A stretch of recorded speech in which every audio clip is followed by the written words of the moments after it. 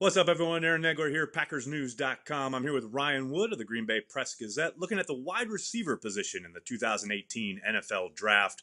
Ryan, the Packers have a long history under Ted Thompson of finding really talented wide receivers, mostly in the second, sometimes third round. Do you see that tradition continuing under Brian Gutekunst? Yeah, I do. And when they closed the season, I think everyone identified in the pass catching game tight end to be a huge need. Well, they addressed that with Jimmy Graham, but in addressing that need, they opened a huge, really glaring need at number two receiver. In fact, the Packers really don't have one right now. I guess in-house Geronimo Allison would be the candidate, but there's a lot of risk to think that someone who was formerly undrafted can be the number two receiver Right. this season. So I think that when you look at what they might do at 14, corner and edge rush are by far the leaders in the clubhouse. But if you're looking for a dark horse position at 14, I don't think it's offensive tackle has been kind of a trendy pick here and there in some mocks. I think it's actually more the receiver position.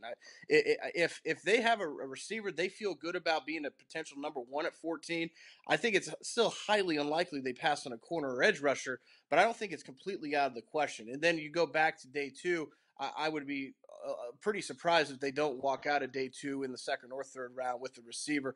That's a high priority position need and something that the Packers really, I think, are going to address early in the draft. Now, if there is a wide receiver they're enamored with in the first round, but they think they can get him a little later, do you think there's a possibility they trade down, try and get an extra pick, even though they have 12? I think that's unlikely because when you look at the layout of the receiver position, there's a lot of guys that should be there around 45 when the Packers pick in the second round.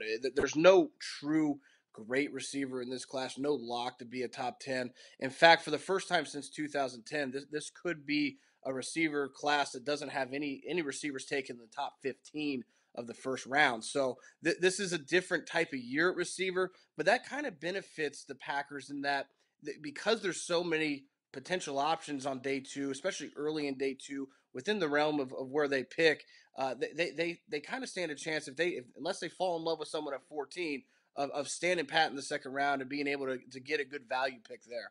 Sounds good. Like they can afford to wait. That's all the latest on the wide receiver spot in the 2018 NFL Draft. Make sure you're checking Ryan's work at PackersNews.com. For Ryan, I'm Aaron. We'll talk to you soon.